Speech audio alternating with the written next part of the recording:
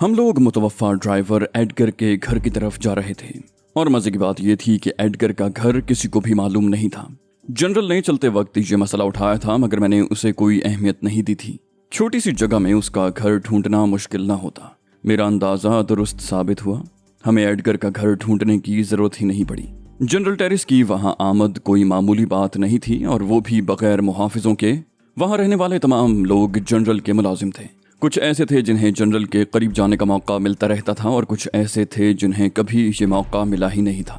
आज उनकी भी चांदी हो गई थी। वो जनरल को बहुत करीब से और बिला रोक टोक देख सकते थे। वहाँ रहने वाले मुलाजिमीन ने एडगर के घर तक हमारी रहनुमाई की, जहाँ से बैन की सदाएं बुलंद हो रही थीं। पास पड़ोस की औरतें भी जमा होकर बैन कर रही थीं। अंदर जनरल की आमद की इत्तला पहुंची तो खलबली सी मच गई। हमें फौरन ही अंदर ले जाया गया। हम छोटे से सहन से गुजरकर एक मुख्तसर से बरामदे में पहुंचे, जहां ज़मीन पर दरी बिछी हुई थी। हमारी आमद से कबल उस दरी पर ख़वातीन बैठी हुई थीं, जो अब अंदर कमरे में चली गई थीं, मगर एडगर की बेवा अब भी वहीं बैठी थी। उसने स्याह मातमी लिबास पहन रखा था। बाल बिखरे हुए थे, आंखें सुर्ख और मुतवर्रम हो रही थीं, और नज़रें दूर कहीं खला में जमी हुई थीं, जैसे वहां अपने मुतवफ़ा शौहर को तलाश कर रही हों। कैथी और तहजीब उसके दाएं बाएं जाकर बैठ गईं। अंदर से किसी ने हमारे लिए कुर्सियां लाने की कोशिश की थी, मगर मैंने सख्ती से मना कर दिया था। मैं, जनरल, बड और डेविड भी दरी पर एक कोने में बैठ गए थे। तहजीब ने उसके शाने पर हाथ रख कर कहा, सब्र करो मोना, मरने वाला तो मर गया। अब तुम अपने बच्चों की तरफ देखो। तुम हौसला हारोगी तो तुम्हारे बच्चों का क्या बनेगा। वो सिसक पड़ी। उसने सिसकियों के दरमियान कहा, बच्चे ना होते तो ये सदमा मैं नहीं बर्दाश्त कर सकती थी, शायद खुदकुशी ही कर लेती। मैंने बुलंद आवाज से कहा, जिंदगी बहुत हसीन शय है मोना बहन। वो चौंक कर मेरी तरफ देखने लगी, जैसे पहचानने की कोशिश कर रही हो। मैंने कहा, और खुद किसी नेमत से मुंह नहीं मोड़ना चाहिए। उसने भर्राई हुई आवाज में कहा, तुम कौन हो। तहजीब ने कहा, ये मेरे मंगेतर हैं। उसके चेहरे पर खुशी का एक तासुर सा आकर गुजर गया था। मोना बोली, ये वही मुजाहिद है ना जिन्होंने ऑलिव हार्वर्ड को मौत के घाट उतारा था। मेरी खुशकिस्मती है कि ये मेरे घर आए, और बदकिस्मती कि इस मौके पर मैं इनकी खातिर नहीं कर सकी। मैंने आहिस्तगी से कहा, तुम्हारी खातिर करना मेरा फर्ज बनता है मोना। तुम्हारे शौहर ने अपनी जान देकर मेरी जिंदगी बचाई है। मोना चौंक पड़ी। उसने भर्राई हुई आवाज में कहा, मुझे तफसील बताइए जनाब। मैंने कहा, जो गाड़ी उसे चलाने को दी गई थी उसमें मुझे और तहजीब को सफर करना था। ऐन वक्त पर प्रोग्राम तब्दील हो गया, और जैसे ही तुम्हारे शौहर ने चाबी घुमाई। मोना ने बड़ी तमानियत से कहा, खुदा तेरा शुक्र है, आपने ये बताकर मेरा गम हल्का कर दिया कि उसने एक अजीम आदमी को बचाते हुए जान दी। मैं उसे अक्सर कहा करती थी कि तुम्हारी जिंदगी का कोई मकसद नहीं है।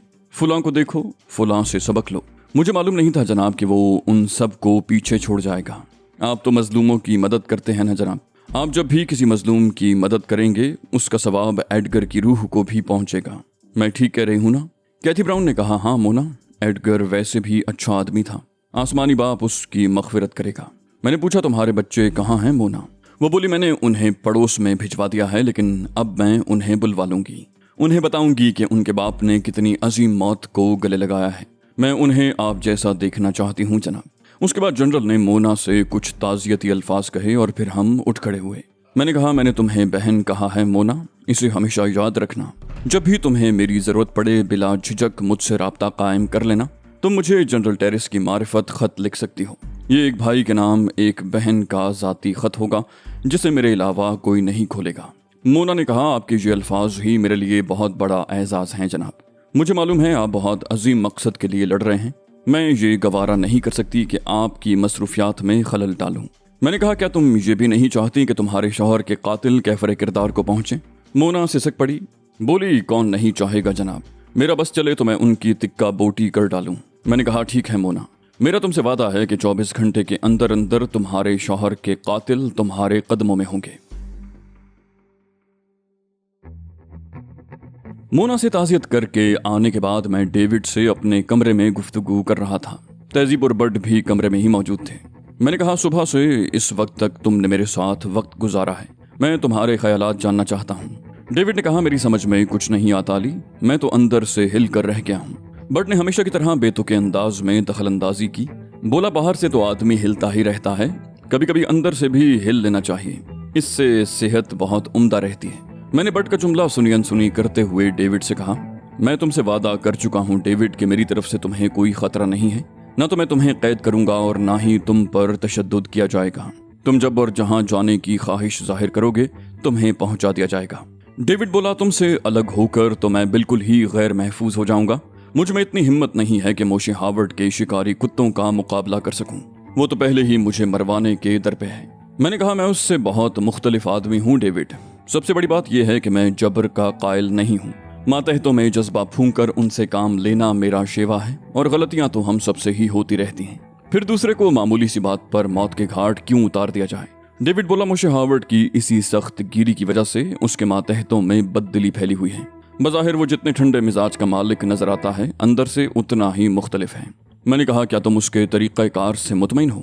ڈیوڈ نے نفی میں سر ہلایا، بولا، نہیں۔ بہت سے لوگ نہیں ہیں، مگر کسی میں اتنی ہمت نہیں ہے کہ کسی اور کے سامنے موشے ہاورڈ کی مخالفت کر سکے۔ میں نے کہا، تم بھی اس کے خلاف اس وقت ہوئے جب تمہاری اپنی زندگی کے لالے پڑ گئے۔ ڈیوڈ بولا، میں بہت پہلے سے خلاف ہوں علی، لیکن میں اس کے خلاف کچھ کر بھی تو نہیں سکتا تھا۔ کرنا تو درکنار، میں تو اس کے خلاف زبان تک نہیں کھول سکتا تھا۔ میں نے کہا، پھر اب تمہارا کیا ارادہ ہے؟ ڈیوڈ نے کہا، میں نے خود کو تمہارے رحم و کرم پر چھوڑنے کا فیصلہ کر لیا ہے۔ میں نے کہا، تم نے میرے بارے میں کیا اندازہ لگایا ہے؟ آیا یہ کہ میرے نظریات تبدیل ہو چکے ہیں یا میں اب بھی فلسطین کے حق میں ہوں؟ ڈیوڈ بولا، میں پورے وثوق سے کہہ سکتا ہوں کہ نظریات کی تبدیلی کے مشینی عمل نے تمہارا کچھ بھی نہیں بگاڑا۔ میں نے ڈیوڈ کو بغور دیکھتے ہوئے کہا، اس کے باوجود تم میرا ساتھ دینے پر تیار ہو؟ ڈیوڈ نے بڑی صفائی سے کہا، صرف موشے ہاورڈ کی بے خونی کی حد تک۔ تم چاہو تو میری اس صاف گوئی پر میرے لیے کوئی سزا بھی تجویز کر سکتے ہو۔ میں نے کہا، تمہاری صاف گوئی سے میں بے حد خوش ہوا ہوں۔ اس کے علاوہ کسی اور کام کے لیے میں تمہیں استعمال کروں گا بھی نہیں۔ ڈیوڈ نے کہا، میں سیکیورٹی کا آدمی ہوں علی۔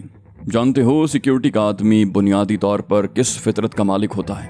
میں نے کہا، جانتا ہوں۔ بنیادی طور پر وہ امن پسند ہوتا ہے، تشدد کے خلاف ہوتا ہے اور تحفظ فراہم کرنے والا ہوتا ہے۔ ڈیوڈ نے کہا، اگر وہ تشدد کرتا بھی ہے تو صرف تشدد کے جواب میں، بلکہ تشدد کو روکنے کے لیے۔ میں شروع سے ہی سیکیورٹی سے وابستہ ہوں۔ موساد سے میری خدمات ایگلر کو منتقل کر دی گئیں۔ کچھ عرصہ میں نے موشے ہاورڈ کے ساتھ گزارا، پھر مجھے گوئٹے ہل میں انچارج مقرر کر دیا گیا۔ مگر بنیادی طور پر چونکہ میں سیکیورٹی کا آدمی ہوں، اس لیے یہاں بھی میں ہوٹل میں چیف سیکیورٹی آفیسر ہی رہا۔ میں اس عہدے کی ذمہ داری سے بخوبی عہدہ برا ہو سکتا ہوں۔ میں نے کہا، تم نے دیکھا کہ تمہارے ہم قوم کتنی بے دردی سے انسانی جانوں سے کھیل رہے ہیں، اس کے باوجود تم ان لوگوں میں شامل ہو گئے۔ ڈیوڈ بولا، شاید تمہارا تاثر بھی یہی ہے کہ سارے یہودی برے ہوتے ہیں، مگر یقین کرو ایسا نہیں ہے۔ یہودی پروپیگنڈا بہت جاندار ہے۔ انہوں نے پروپیگنڈے کے ذریعے پوری دنیا کو باور کرا دیا ہے کہ فلسطینی دہشت گرد ہیں اور اسرائیل ان دہشت گردوں کے درمیان اپنے بقا کی جنگ لڑ رہا ہے۔ میں خود اس پروپیگنڈے کا شکار ہو کر موساد میں شامل ہوا تھا۔ اندر کی کہانیاں تو بعد میں معلوم ہوئی، اس وقت جب میں موساد میں شمولیت اختیار کر کے اپنے ہاتھ پیر کٹا چکا تھا۔ یہ بات تم سے زیادہ بہتر طور پر اور کون جانتا ہوگا کہ ایک بار موساد میں شامل ہو جانے کے بعد کوئی بھی اپنی مرضی سے اس میں سے نکل نہیں سکتا۔ ایسی کوشش کرنے والوں کا مقدر موت ہوتی ہے۔ میں نے کہا، مجھے معلوم ہے ڈیوڈ، لیکن تم موساد سے ایگلر میں کس طرح آ گئے تھے، اور اگر ایگلر تمہیں ناپسند ہے تو موساد میں واپس کیوں نہیں چلے جاتے؟ وہ بولا، یہی باتیں تو ابھی تک کسی کو بھی نہیں معلوم۔ ہم موساد سے اپنی مرضی سے ایگلر میں آئے تھے۔ ہم سب سے آپشن مانگے گئے تھے۔ جن لوگوں نے ایگلر میں آنے کی خواہش ظاہر کی انہیں ایگلر میں بھیج دیا گیا، لیکن اب کسی کی بھی موساد میں واپسی ممکن نہیں ہے، حالانکہ ایگلر کی پشت پناہی موساد ہی کر رہی ہے۔ میں نے کہا، تم نے موشے ہاورڈ کی بے خونی کی حد تک میرا ساتھ دینے کی حامی بھری ہے، لیکن یہ کیا ضروری ہے کہ اس کے بعد ایگلر کے حالات تبدیل ہو جائیں گے؟ ڈیوڈ نے کہا، موشے ہاورڈ کے بعد ایگلر ہی نہیں رہے گی تو یہ حالات کہاں سے رہیں گے؟ میں حیرت سے اسے دیکھنے لگا۔ میں نے کہا، تم اتنی بڑی بات کہہ رہے ہو تو تمہارے پاس اس کے حق میں کوئی دلیل بھی ہوگی۔ ڈیوڈ مسکرایا، بولا، واحد دلیل ایگلر ون مین شو ہے، آگے تم خود سمجھ سکتے ہو۔ میں نے کہا، ایسا نہیں ہے۔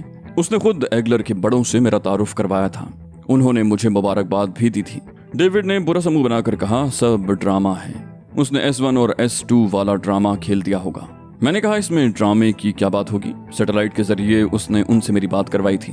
ڈیوڈ بولا، ان میں ایک روسی ہوگا، ایک جرمن ہوگا، ایک فرانسیسی، ایک امریکی اور ایک برطانوی۔ کیا میں غلط کہہ رہا ہوں؟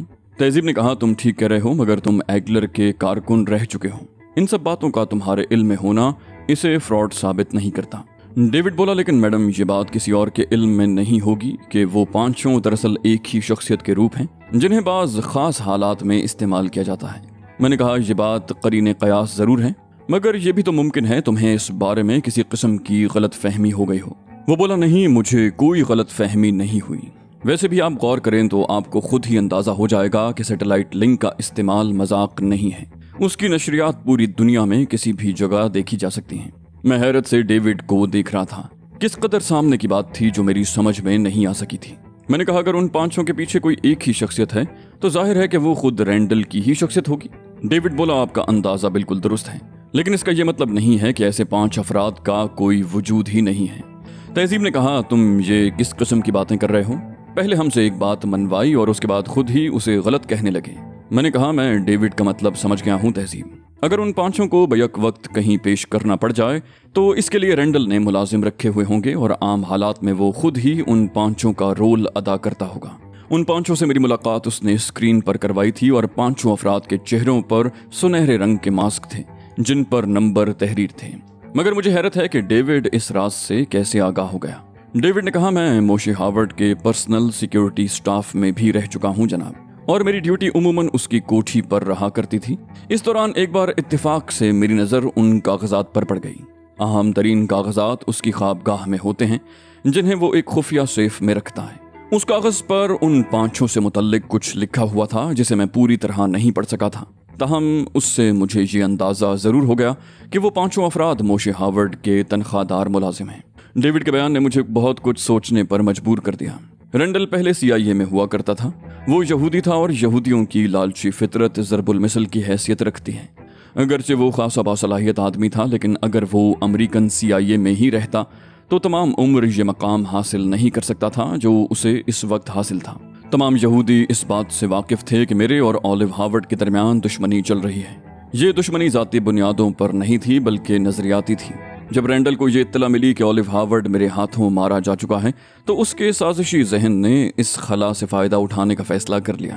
شاید وہ پہلے سے ایسے کسی موقع کا منتظر رہا ہوگا، لہٰذا اس نے فوری طور پر اپنے منصوبے پر عمل شروع کر دیا ہوگا، اور چونکہ دنیا بھر کے یہودیوں کے دلوں میں میری طرف سے آگ لگی ہوئی تھی اس لیے انہوں نے رینڈل کو ہاتھوں ہاتھ لیا ہوگا۔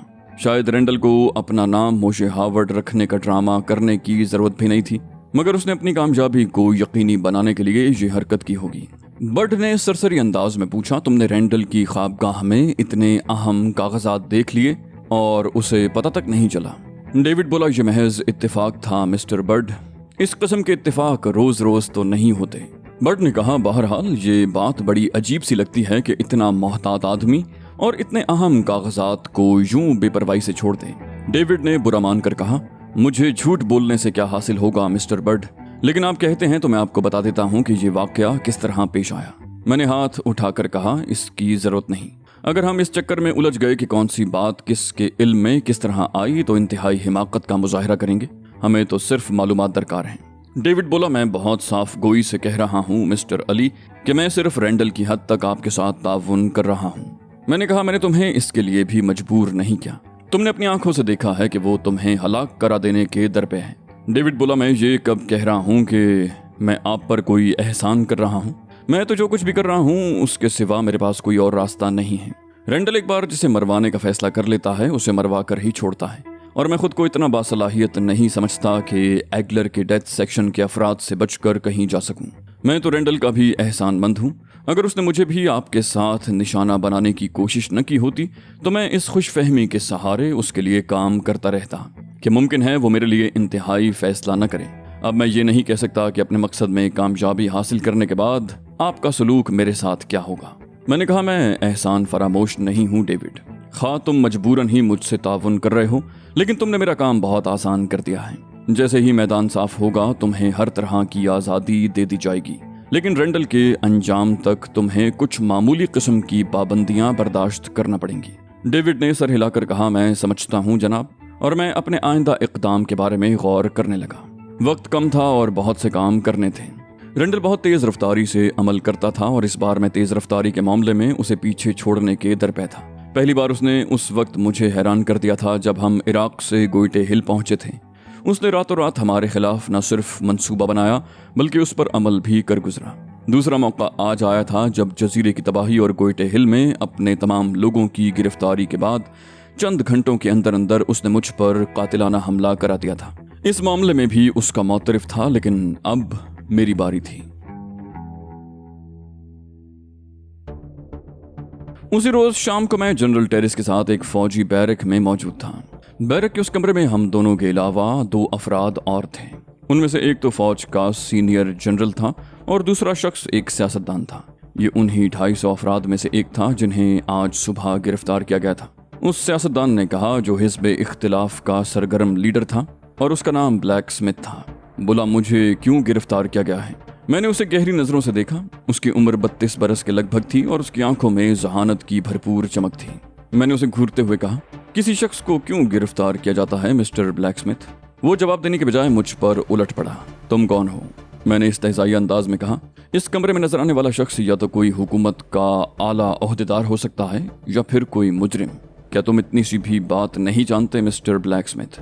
उसने अक्खड़ लहजे में कहा, मैं तुमसे वाकिफ नहीं हूँ। हुकूमत के तमाम अहम ओहदेदारों से मेरे मरासिम हैं और मैं उन सब से वाकिफ हूँ।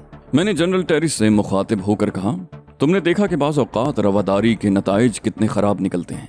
मैंने शायद पहले भी तुमसे कहा था कि मुरव्वत और रवादारी का सलूक सिर्फ उन लोगों के साथ किया करो जिनका ज़र्फ अच्छा सलूक बर्दाश्त करने का मुतहम्मिल हो सकता है। अब देखो, ये है तुम्हारी बेजा दरगुजर का शाहकार। ब्लैक स्मिथ ने सर्द लहजे में कहा, तुम जो कोई भी हो मुझसे तमीज़ से बात करो। मैं मामूली हैसियत का आदमी नहीं हूँ, अवामी नुमाइंदा हूँ और असम्बली के आइंदा इजलास में मुझे क़ायद हिज़्ब इख्तिलाफ मुंतखब किया जाने वाला है।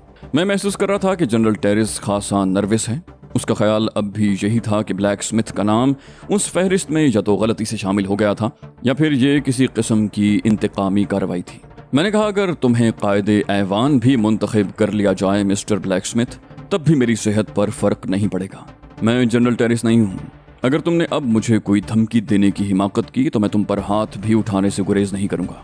ब्लैक स्मिथ ने होंठ भींच लिए और जनरल टेरिस ने मुस्तरबाना अंदाज में पहलू बदला। कमरे में मौजूद दूसरे जनरल के चेहरे से उसके तासुरात का अंदाजा लगाना दुश्वार था।